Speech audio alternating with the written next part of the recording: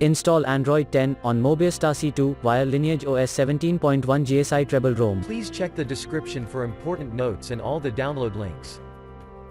First download ROM and GApps packages, then transfer the downloaded files to the phone storage. Link is in the description below. Step 2. Boot your device into TWRP recovery. Once in TWRP, click on Wipe, Advanced Wipe, and select the check boxes, as shown in the image, excluding internal storage. Step 4. Swipe the button to wipe the device. Step 5. Go back to the recovery main screen, and tap on the Install button.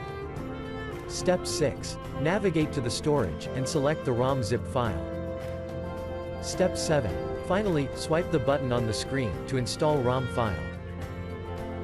Step 8. Flash the GApps zip package, in the same manner.